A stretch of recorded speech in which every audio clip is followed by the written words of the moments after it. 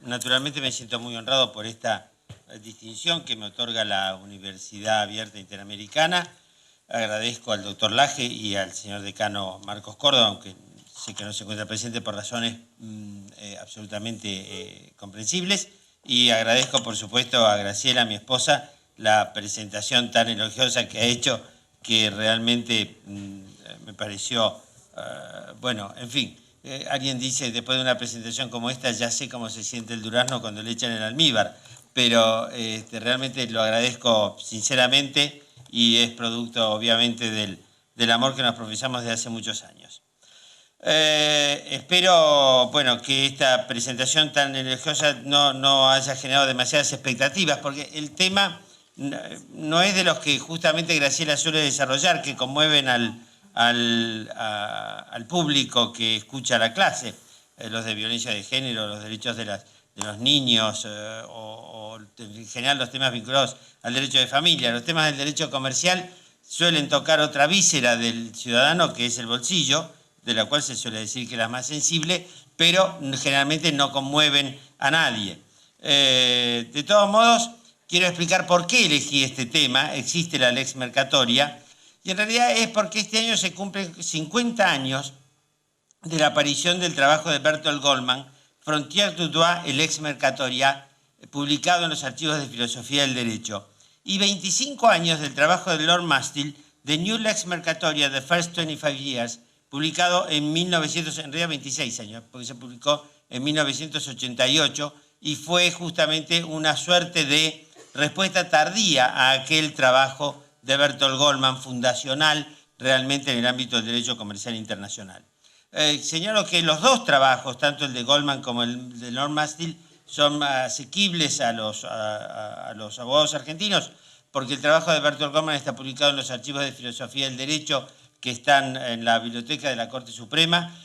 y el trabajo de Lord Mastill es hoy en día conseguible en Internet, de modo pues que ambos trabajos, que son realmente el pilar sobre el cual se asienta toda discusión actual sobre la existencia, la importancia y el desarrollo de la lex mercatoria, son perfectamente asequibles para nosotros. La vigencia, por lo demás, actual del tema está causada obviamente en la globalización económica, y lo que vamos a ver es cómo ha repercutido ello también en el proyecto de Código Civil y Comercial del 2012, que se supone tiende a la modernización del derecho argentino. Empezamos entonces por ver qué era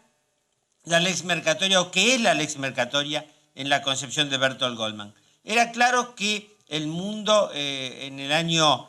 1964, es decir, pocos años después de la finalización de la Segunda Guerra Mundial, había encontrado en el desarrollo del comercio internacional un modo de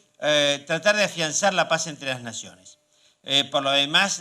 el comercio internacional suponía la aparición de nuevos agentes, o nuevos actores, que eran países que se iban incorporando al tráfico de bienes y servicios en el mundo, iban desapareciendo las fronteras y por lo tanto se veía o se apreciaba cómo iba reapareciendo ese derecho comercial internacional que en realidad había sido el germen del derecho comercial en el medioevo. Es decir, el derecho comercial del medioevo como derecho especial creado por el rango de los comerciantes en función de su poder político y de su poder económico, era un derecho que no tenía fronteras, era un derecho que no tenía ley estatal, era un derecho que no se sometía a los tribunales estatales, sino a los tribunales consulares, tribunales arbitrales. Ese derecho comercial del medioevo pasó a ser finalmente monopolizado por el Estado cuando el Estado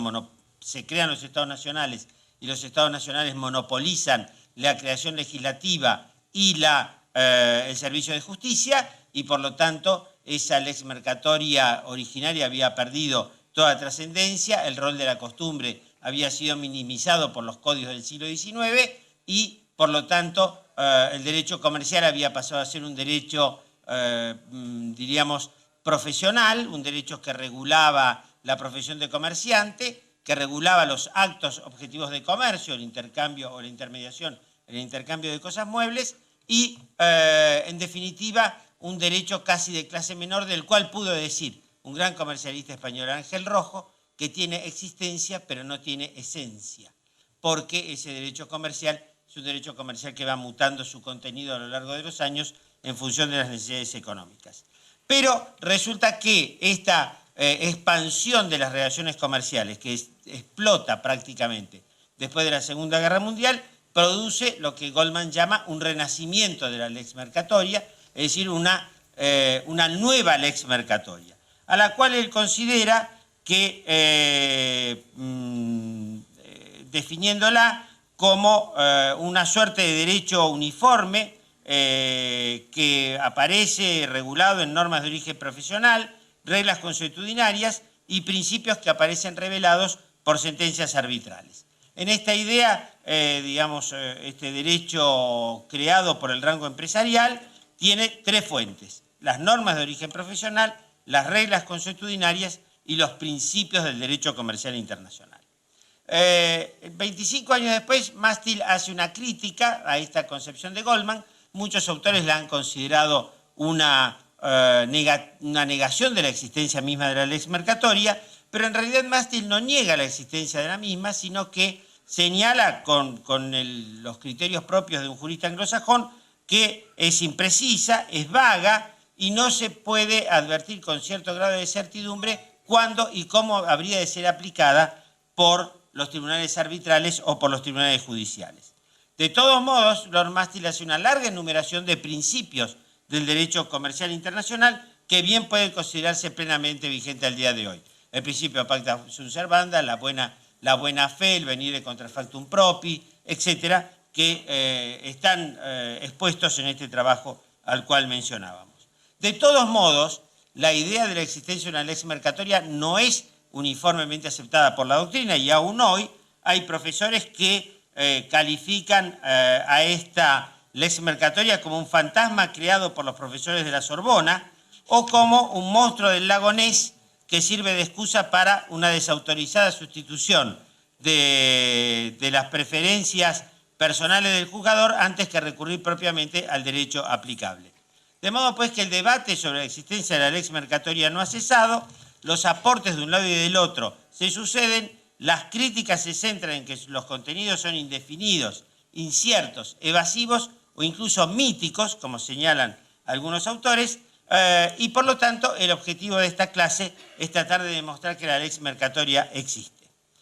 ¿Y cómo vamos a tratar de demostrar que la lex mercatoria existe? Lo vamos a tratar de demostrar a través del reconocimiento de la vigencia de la lex mercatoria en la doctrina, en la jurisprudencia arbitral, en la jurisprudencia judicial, en el derecho internacional público y en los derechos estatales. Y a partir de allí vamos a demostrar que realmente existe este derecho comercial internacional consuetudinario, que es lo que caracteriza propiamente a la lex mercatoria. Esto es,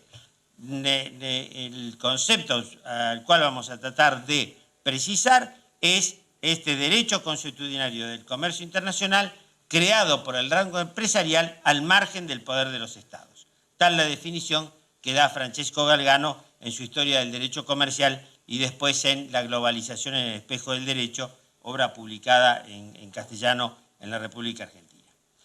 ¿Cuáles son las fuentes de esta lex mercatoria, de este derecho consuetudinario del comercio internacional creado por el rango empresarial? La primera fuente de la lex mercatoria como derecho consuetudinario que es son obviamente los usos y las prácticas del comercio internacional. Los usos y las prácticas del comercio internacional pueden ser aprendidos en un doble sentido. En un sentido amplio serían los usos convencionales o uso de los negocios, o uso del tráfico, definidos como los que de modo corriente se observan en la práctica de los negocios jurídicos y especialmente, obviamente, en el de los contratos. Son los que reciben la calificación de usos jurídicos y aunque no tengan la consideración y la fuerza de la costumbre, por faltarles el elemento interno, esto es la convicción de ser una norma jurídica obligatoria, cumplen una función interpretativa y supletoria de la voluntad de las partes. Pero en su acepción más reducida, son identificados como las prácticas contractuales seguidas en ciertos ámbitos, en ciertas actividades. Es decir, hay usos del comercio marítimo, usos del transporte, usos de los seguros, usos del mercado de cereales, etc. Emmanuel Galliard, el gran profesor francés, afirma que esta es la concepción que debe seguirse, asignándoles una función supletoria evitando así la confusión entre los usos y los principios generales. Ahora bien, ¿cómo es posible identificar esos usos y costumbres? ¿Y cómo es que ellos adquieren la suficiente uniformidad como para ser considerados realmente obligatorios por los operadores del mercado globalizado? Bien, el profesor Francesco Galgano dijo en una conferencia que dictó en la República Argentina y que después se publicara en la revista de Derecho Comparado, que las concepciones clásicas del derecho no colocan al contrato entre las fuentes normativas. Pero si continuáramos concibiendo al contrato como mera aplicación del derecho y no como fuente de nuevo derecho, nos impediríamos la posibilidad de comprender en qué modo cambia el derecho de nuestro tiempo. Y continúa señalando que lo que domina la escena jurídica de nuestro tiempo no son las convenciones internacionales de derecho uniforme ni las directivas comunitarias, sino que el elemento dominante es la circulación internacional de los modelos contractuales uniformes. Cosa que ya había dicho Bertolt Goldman en su artículo de 1964, cuando se refería a los contratos tipos o a los modelos de contratos como una de las fuentes primordiales de la lex mercatoria. Parafraseando ellos Serán, que decía que los instrumentos públicos marchan de uniforme, lo cierto es que los contratos hoy también marchan de uniforme. Los contratos de franquicia, distribución, agencia, licencia de marca, know-how, etcétera, tienen contenidos mínimos uniformes, cualquiera sea el lugar donde se celebren o se ejecuten, mínimamente adaptados a las legislaciones locales cuando ello sea estrictamente necesario. No es difícil advertir, señala el mismo Galgano, que en esa circulación de modelos contractuales importa un avance de la cultura jurídica anglosajona, y más aún la norteamericana, pues normalmente ellos se ajustan a la práctica contractual de los Estados Unidos, por lo que es común que los contratos contengan un capítulo de definiciones que muchas veces nos dejan perplejos a los abogados formados en el derecho continental, porque no entendemos para qué sería necesario definir dólar, día hábil o nociones semejantes que para nosotros serían absolutamente, digamos, superables sin necesidad de que estuvieran definidas en el contrato. Es absolutamente habitual, además, que esos contratos contengan una cláusula arbitral y la sujeción del contrato a una ley elegida por la parte dominante de la relación. De modo, pues, que en la sociedad globalizada, dice Galgano, no se requieren grandes cambios legislativos, porque el contrato es uno de los principales, sino el principal instrumento de la globalización jurídica. Tiene un rol extraordinariamente significativo en tanto instrumento de la globalización y fuente normativa principal de la lex mercatoria. Finalmente, la tercera fuente son los principios generales del derecho mercantil internacional.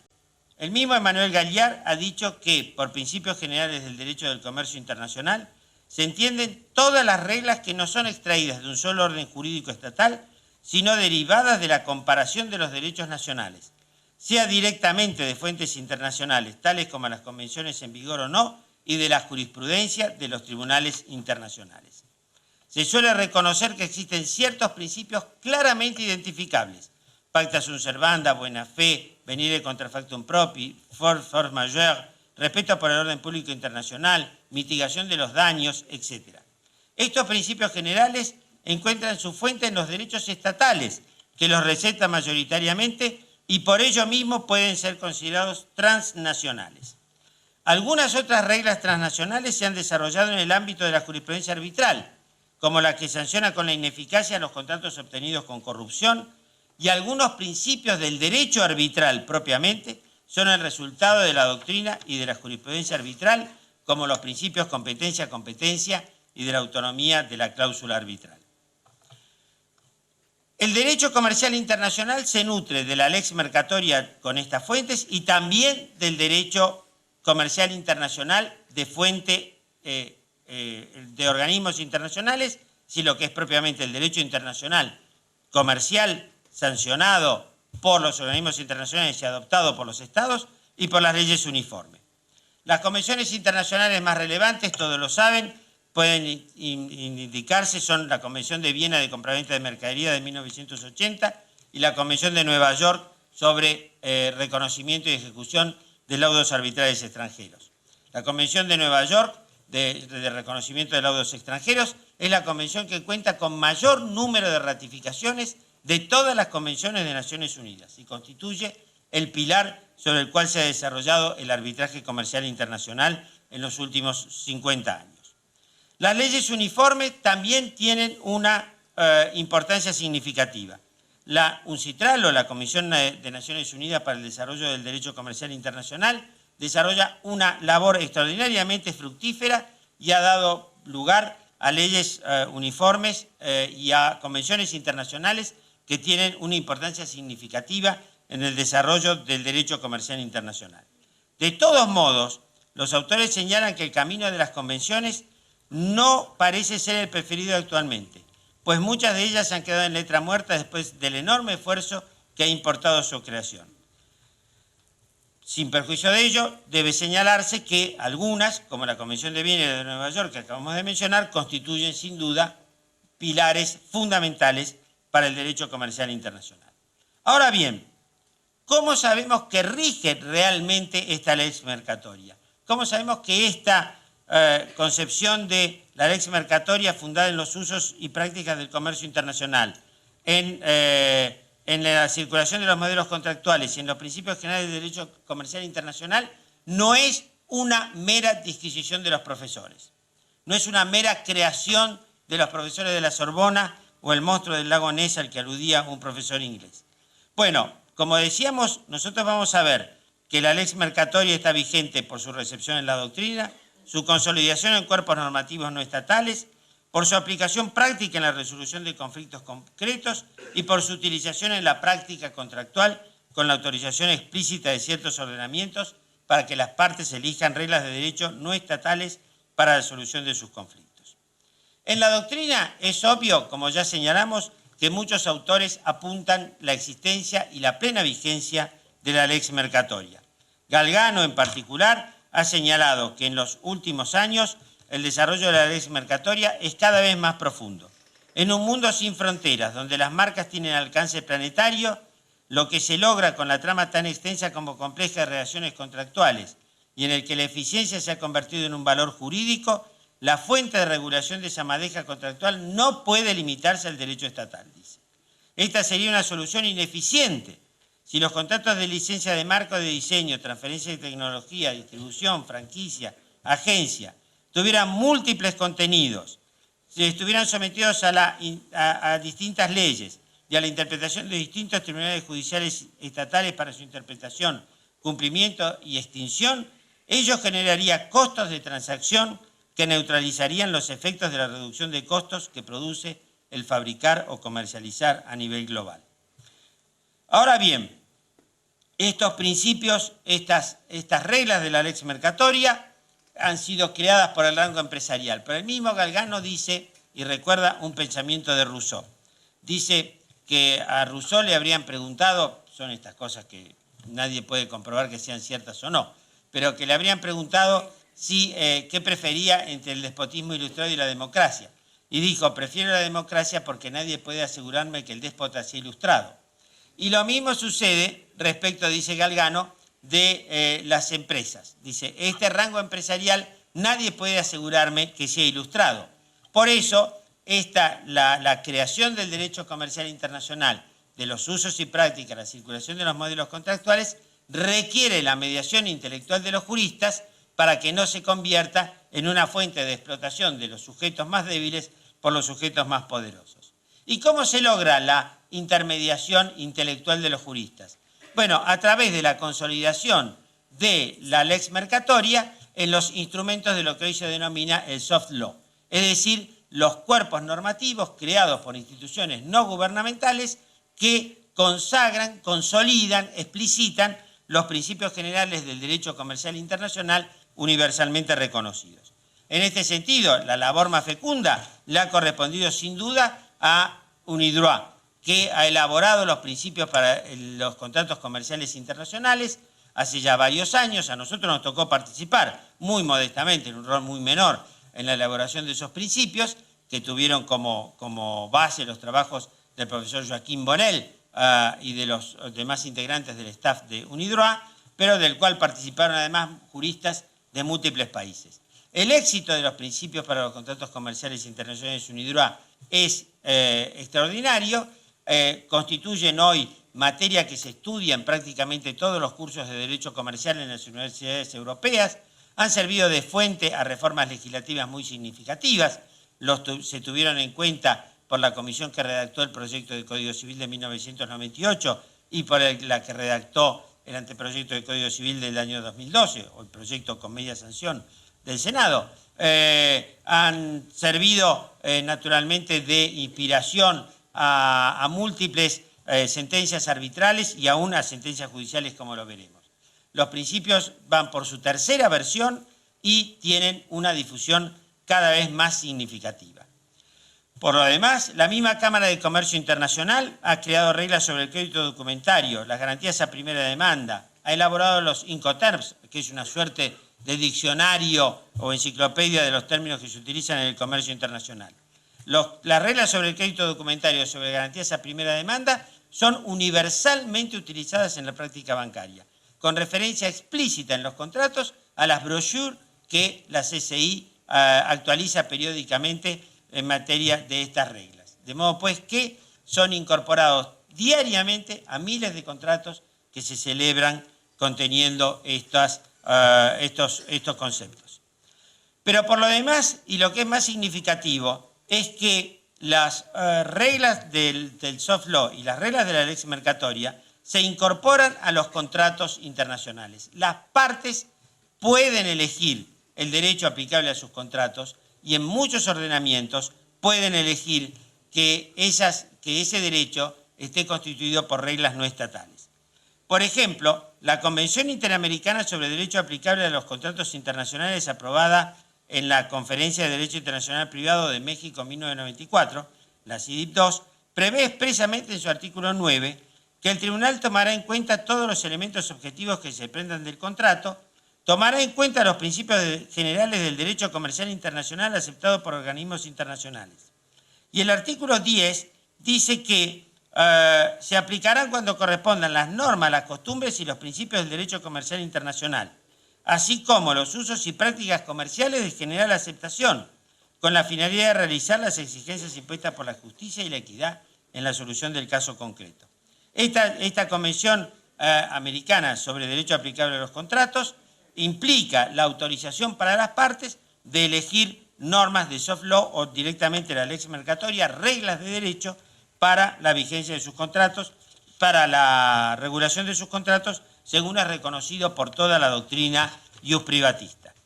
La ley modelo uncitral en materia de arbitraje dice que cuando se trata de la elección de la ley por las partes, prevé que puedan elegir rules of law, que ha sido traducido en la versión española por normas de derecho. Es el artículo 28 de la ley modelo uncitral. El proyecto de principios de la Conferencia de la Haya de Derecho Internacional Privado de noviembre de 2012 sobre elección de derecho aplicable en materia de contratos internacionales prevé que un contrato se rige por la ley elegida por las partes. En estos principios se entiende que la referencia a la ley incluye las reglas de derecho. Y hay múltiples legislaciones nacionales que autorizan explícitamente a las partes a elegir reglas de derecho cuando eligen normas para su contrato, particularmente cuando ese contrato haya de ser sometido eventualmente el conflicto a la decisión de árbitros. Aunque hay algunas que también lo autorizan en todas las hipótesis, aun cuando no hubiera una cláusula arbitral. Por lo demás, en la práctica contractual es evidente que las estadísticas de UNIDROIT y de la CCI reflejan que múltiples contratos prevén la aplicación de los principios UNIDROIT, los principios generales del derecho comercial internacional, los principios que rigen los contratos comerciales internacionales o expresiones semejantes que remiten a lo que en definitiva es la lex mercatoria. Pero por si esto no fuera suficiente evidencia, la aplicación de la lex mercatoria en la jurisprudencia arbitral y estatal es cada vez más frecuente. En la jurisprudencia arbitral hay infinitos casos en los cuales los árbitros han recurrido a las reglas de derecho propias de la lex mercatoria. Desde un famoso caso muy antiguo en el cual un árbitro inglés decidió que las leyes de Abu Dhabi no eran suficientemente sofisticadas para resolver el caso que tenía entre manos y decidió, por lo tanto, resolverlo conforme a los principios generales del derecho comercial internacional, hasta un caso fallado por un tribunal arbitral que presidía un distinguidísimo jurista argentino, Horacio Grigera Nahón, en el cual las partes habían celebrado una serie de 9 contratos en los que habían dicho que se sometían a la natural justice. Y el tribunal, visto que tenía que interpretar qué habían querido decir las partes cuando utilizaron esta expresión, decidió que natural justice no era derecho natural o justicia natural, lo que sería una traducción literal, digamos, de la expresión inglesa, sino que se refería a lo que es las reglas del derecho comercial internacional y terminó resolviendo el caso por la aplicación de los principios UNIDROIT. Lo explica Horacio Grigera Nahón en uno de los cursos que él dictó en la Academia de La Haya. Está publicado y es un trabajo importantísimo que refleja la importancia de este autor en el ámbito del derecho comercial internacional, autor argentino.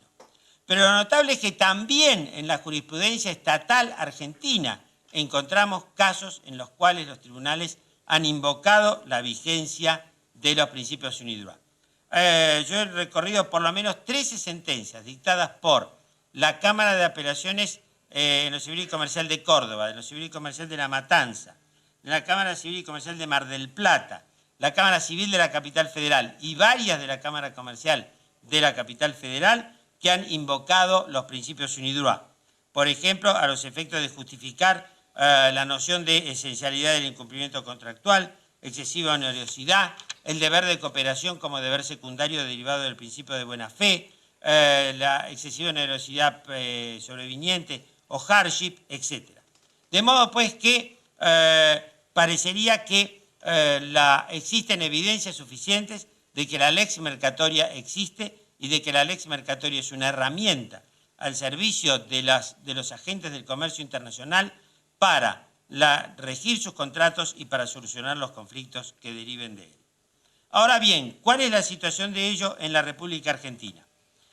Lo cierto es que el derecho comercial argentino frente a la internacionalización de las relaciones económicas es todavía relativamente rudimentario. Es cierto que se han ratificado las 2 convenciones más importantes, la Convención de Viena y la Convención de Reconocimiento y Ejecución de Laudos Arbitrales Extranjeros de Nueva York de 1958, y que los tribunales naturalmente han hecho aplicación de ellas cuando corresponde a la relación jurídica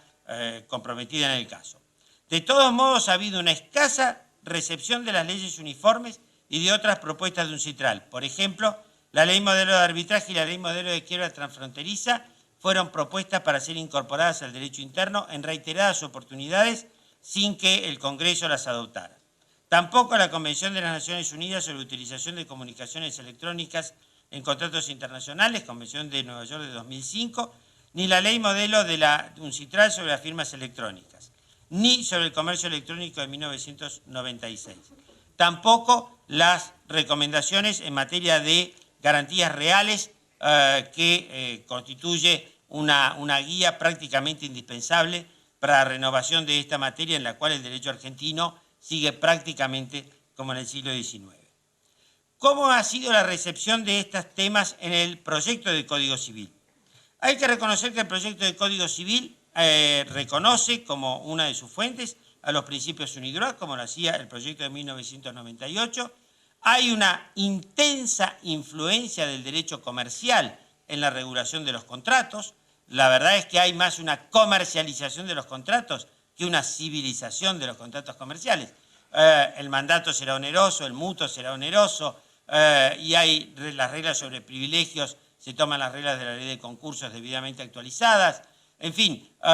claramente hay una, diríamos, comercialización del derecho privado patrimonial a todo lo largo del proyecto. Es más un código de comercio que un código civil en alguna medida. Es decir, en la medida en que tomamos principios que son propios del derecho comercial y los trasladamos al Código General o Código Único que existiría en caso de ser sancionado el proyecto. En materia de usos, es muy interesante lo que el proyecto propone, porque el segundo párrafo del artículo 1 se refiere a los usos, prácticas y costumbres, que son vinculantes cuando las leyes o los interesados se refieren a ellos. Los interesados, es decir, cuando las partes invocan los usos como fuente para la regulación de sus relaciones jurídicas. o en situaciones no regladas legalmente siempre que no sean contrarios a derecho. Y su ámbito se extiende en materia contractual, porque el artículo 964 establece: el contenido del contrato se integra con las normas indisponibles que se aplican en sustitución de las cláusulas incompatibles con ellas, las normas supletorias y los usos y prácticas del lugar de celebración en cuanto sean aplicables, porque hayan sido declarados obligatorios por las partes o porque sean ampliamente conocidos y regularmente observados en el ámbito en que se celebra el contrato, excepto que su aplicación sea irrazonable. Esto implica reconocer la vigencia en el ámbito contractual como fuente integradora del negocio jurídico, de los usos del tráfico, de los usos del comercio en particular, de que se trate en ese contrato en particular. En cuanto a la elección de la ley, el proyecto del año 2012 contiene un extenso artículo 2561 relativo a la autonomía de la voluntad en materia de elección de la ley aplicable a los convenios, a los contratos internacionales. Prevé la posibilidad de que las partes elijan la ley aplicable al contrato internacional, con lo cual reconoce explícitamente el principio de autonomía conflictual que ya defendiera Goldsmith su vigencia en el derecho vigente y fuera reconocido por la Corte Suprema y por todos los tribunales argentinos. Pero además establece que se incluye una norma conforme a la cual los usos y prácticas comerciales generalmente aceptados, las costumbres y los principios del derecho comercial internacional resultan aplicables cuando las partes los han incorporado al contrato. De modo pues que el proyecto autoriza explícitamente a las partes a incorporar a su contenido contractual los usos y prácticas comerciales generalmente aceptados, las costumbres y los principios del derecho comercial internacional.